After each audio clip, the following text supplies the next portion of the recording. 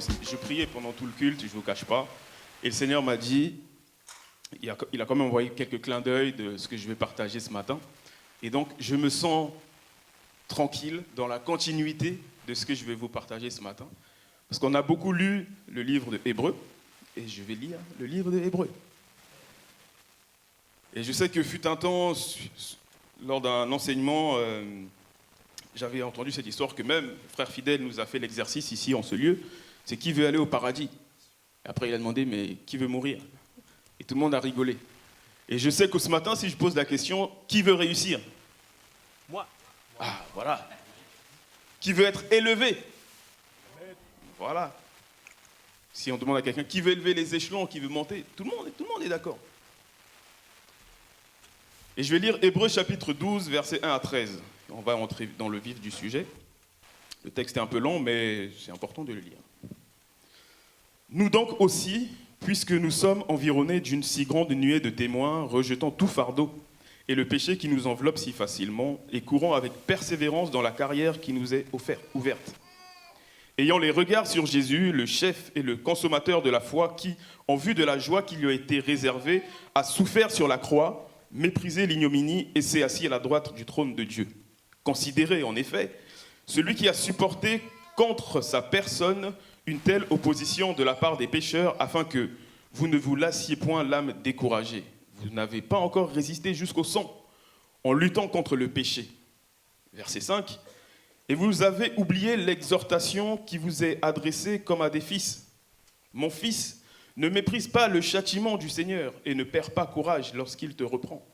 Car le Seigneur châtie celui qu'il aime et il frappe de la verge tous ceux qu'il reconnaît pour ses fils. Supporter le châtiment, c'est comme des fils que Dieu vous traite.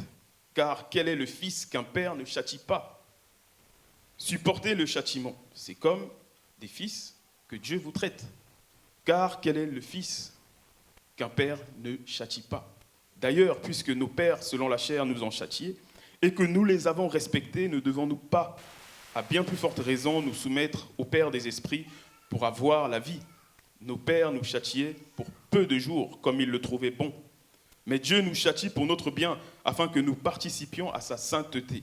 Il est vrai que tout châtiment semble d'abord un sujet de tristesse, et non de joie. Mais il produit plus tard, pour ceux qui ont été ainsi exercés, un fruit paisible de justice. Fortifiez donc vos mains languissantes et vos genoux affaiblis, et suivez avec vos pieds des voies droites, afin que ce qui est boiteux ne dévie pas, mais plutôt se raffermisse. Recherchez la paix avec tous, et la sanctification, sans laquelle personne ne verra Dieu. Veillez à ce que nul ne se prive de la grâce de Dieu, à ce qu'aucune racine d'amertume poussant des rejetants ne produise du trouble et que plusieurs n'en soient infectés. À ce qu'il n'y ait ni impudique, ni profane comme Ésaü, qui pour un mai vendit son droit d'aînesse. Amen. Amen. Alors, je ne vous cache pas, je mets des guillemets, c'est une série de messages qui commence là, qui va s'enchaîner après, dans les semaines à venir, lorsque le Seigneur me confirmera certaines directions, sur la mort, la résurrection, sur la mort, la résurrection, déjà la mort, pardon, l'enfer, la résurrection et la vie éternelle. Donc ça sera pour la prochaine fois. Et ce matin, j'aimerais tout simplement vous parler de la croix, du chemin vers la croix. Parce qu'avant de vous parler de la mort, de la résurrection, l'enfer et la vie éternelle, il faut qu'on parle du chemin vers la mort. Et ce chemin, c'est la croix. Et la croix, en fait, c'est une contradiction si on parle de la vie éternelle. Comment on peut dire que la croix, la mort, on peut joindre cela à la vie éternelle? C'est une contradiction pour l'homme. Dans la pensée humaine, la croix n'élève personne. Dans la pensée humaine, la croix ne peut pas me faire grandir. Dans la pensée humaine, lorsque je passe par la croix, je suis mort, c'est terminé. Dans la pensée humaine, la croix, ça n'apporte pas la réussite, et la croix, c'est un instrument de torture. Alors comment peut-on joindre la croix à la vie éternelle? Dieu a donné à Jésus le nom qui est au-dessus de tout nom, car Jésus-Christ a accepté de passer par le chemin de la croix. Et c'est ce chemin qui qui l'a conduit vers l'élévation que nous connaissons, vers le trône de Dieu, le trône de gloire. Le parcours vers l'élévation des hommes n'est pas le même que le parcours vers l'élévation de Dieu. Et je constate que nous sommes plusieurs. Nous aurions dû être loin avec le Seigneur. Nous sommes plusieurs, nous aurions dû être avancés avec le Seigneur. Nous sommes plusieurs, nous aurions dû être nourris de la parole du Seigneur, mais pas pour rester des bébés. Mais nous stagnons parce que nous n'acceptons pas le chemin de Dieu vers l'élévation, c'est-à-dire porter notre croix. C'est en cela que l'apôtre Paul dit encore que nous aurions dû manger de la nourriture solide, dans Hébreux 5. Nous en sommes encore au lait. Or, le lait, c'est pour les bébés. Le lait, ce n'est pas pour les adultes. Le lait, c'est pour les bébés. Cheminer avec Christ n'est pas seulement « Jésus, bénis-moi »,« Jésus, remplis-moi »,« Jésus, pardonne mes péchés, c'est vrai »,« Jésus, tu as donné ta vie pour moi »,« Jésus, je veux être riche »,« Jésus, je veux recevoir »,« Jésus, je veux ». Cheminer avec Christ, ce n'est pas que ça. La croix humilie mon ego. La croix humilie notre ego. Amen. Jésus n'a pas seulement vaincu la mort, attention. Jésus n'a pas seulement vaincu la mort, mais Amen. Il a aussi humilié la chair. Amen. Jésus fait de moi cet homme, cette femme heureuse. Mais si tu ne passes pas par la croix, tu ne vivras pas complètement cette joie. Amen. Jésus, élève-moi dans tel ou tel domaine, mais je ne veux pas passer par la croix. Tu auras du mal à gérer le niveau de l'élévation du domaine que tu demandes à Dieu de t'amener, si tu ne passes pas par la croix. Voilà pourquoi, même moi, aujourd'hui, au risque de surprendre, on est à la Belle Aumière, on a l'habitude de parler, franchement, librement, il n'y a pas de problème. Moi, aujourd'hui, je fais attention à un frère, à une sœur, qui va venir m'annoncer une prophétie que je qualifie d'une prophétie incomplète. Je répète, je fais attention lorsqu'on me parle d'une prophétie, mais que je considère qu'elle est incomplète. Pourquoi je dis cela? Aujourd'hui, si je suis élu président de la République et que je vois ma sœur Roja, le prénom que j'aime beaucoup, je viens, je dis, bon, je suis président de la République, je te nomme ministre des Affaires étrangères. Et j'oublie de lui dire que tu ne seras pas payé. Est-ce que vraiment je suis sérieux? Je nomme quelqu'un à un poste et j'oublie de lui dire que tu ne seras pas payé. Je vois un SDF dans la rue, je lui dis, bon, tu vas peut-être plus dormir dans la rue, viens, je vais t'emmener dans une maison. Et je l'emmène dans une maison, enfin, il y a 2 murs, il n'y a pas de toit, il n'y a pas de porte, il n'y a pas de fenêtre, il n'y a pas de lit. Et je lui dis, dors là. Est-ce que réellement je suis sérieux? Je prends un petit frère, tiens, Melchisédek, que j'aime beaucoup. Je dis, tiens, je t'offre une voiture, mais j'arrive, je lui donne juste les clés. Est-ce que réellement je suis sérieux? Eh bien, c'est en cela que je considère qu'une prophétie est incomplète. Lorsque quelqu'un vient me dire quelque chose et qu'il ne dit pas tout, je viens, j'annonce une prophétie à quelqu'un et je ne lui dis pas de passer par le chemin de la croix. Je considère, pour ma part, que c'est une prophétie incomplète. Je ne peux pas venir dire à un frère, « Ah, tu vas être béni. Dieu me dit que tu vas être je ne sais comment. Je vois que tu vas avoir tant de bénédictions.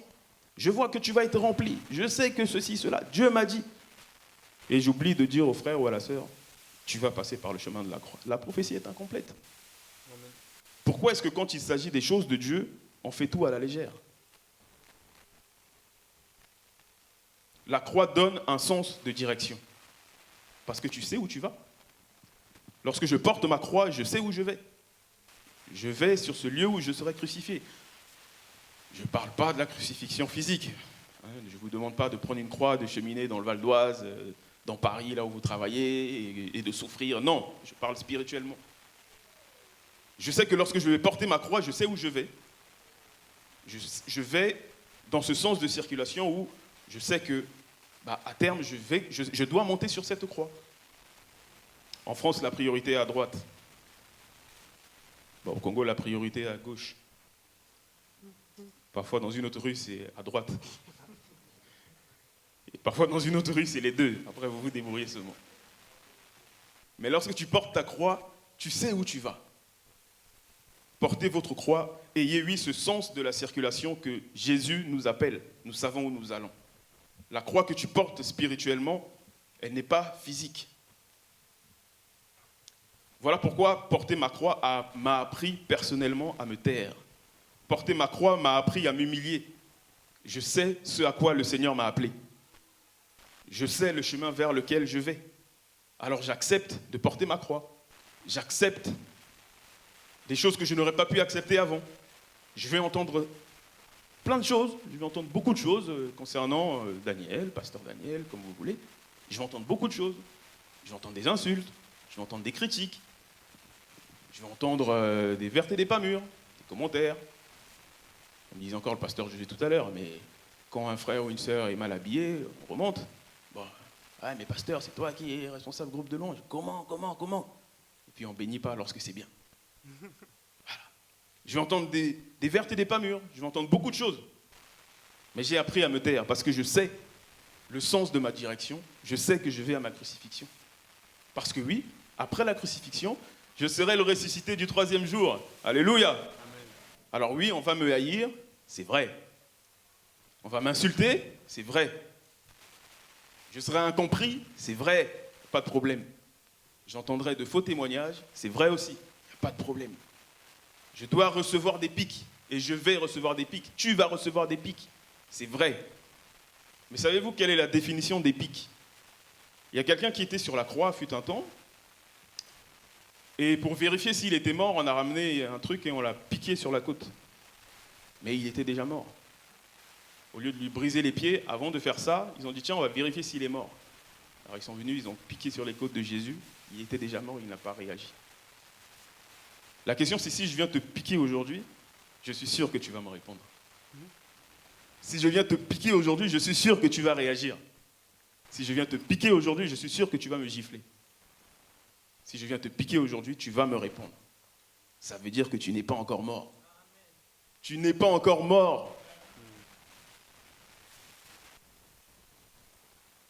Alléluia. Moi, j'ai une lettre de mission, je reste focus sur la lettre de mission. Car même si le monde ne m'aime pas, tant pis.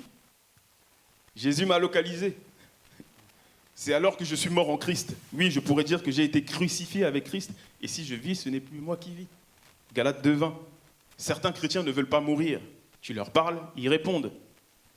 Tu leur pointes une situation, ils te répondent. Mon frère, tu es dans un chemin ambigu. Change.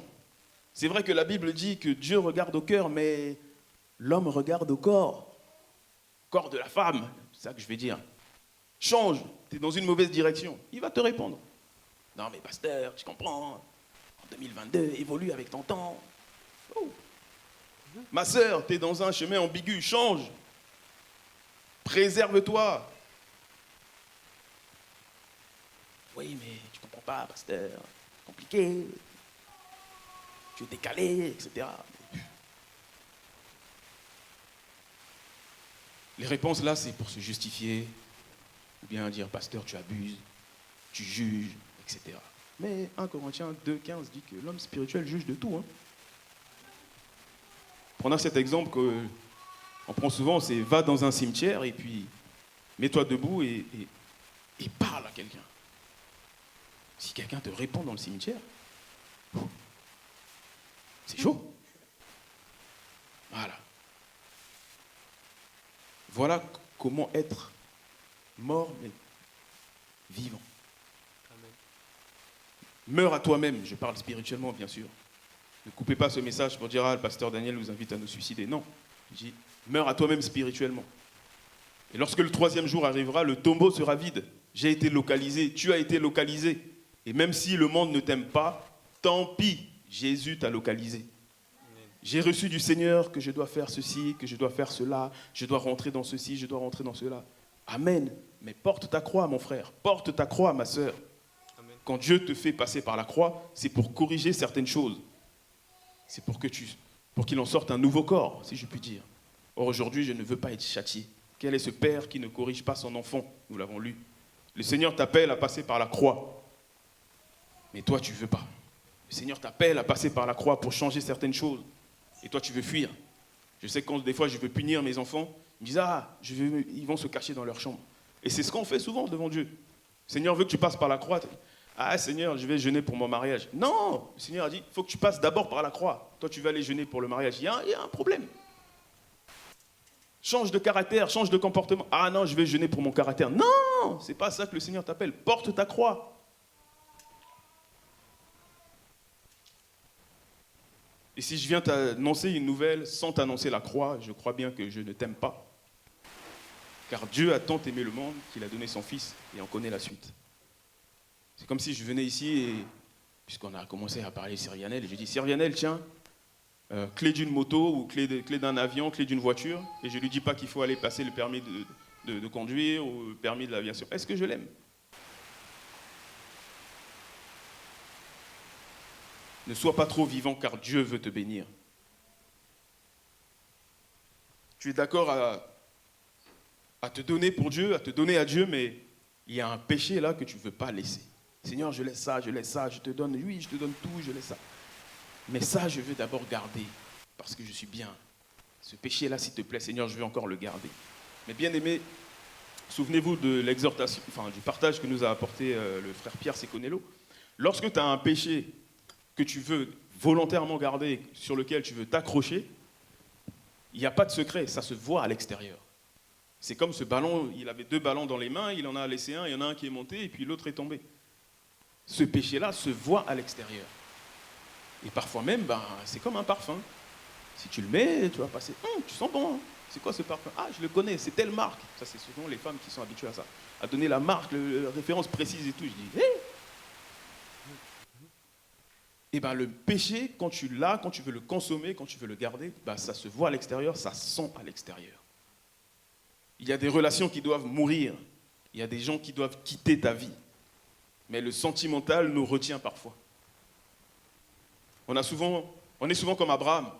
Dieu dit quitte, Dieu dit pars. Et toi tu veux partir avec Lot.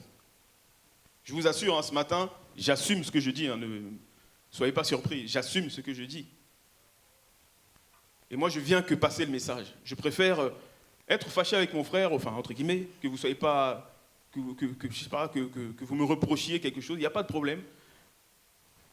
Mais je ne veux pas avoir de problème avec celui qui m'a demandé de transmettre ce message. Voilà pourquoi je dis les choses.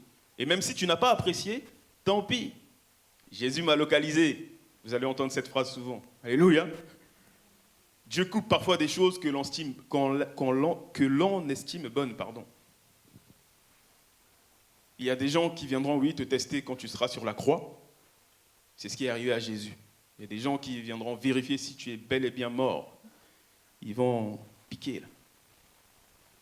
Mais toi, si on veut vérifier si tu es mort, on pique seulement. Pourquoi? Peut-être que je suis venu pour la première fois dans ce lieu, et tu te dis, mais moi je suis venu à l'église pour recevoir des bénédictions, pour passer un bon moment, pour recevoir les choses du Seigneur, et puis moi on me dit de mourir. Bon.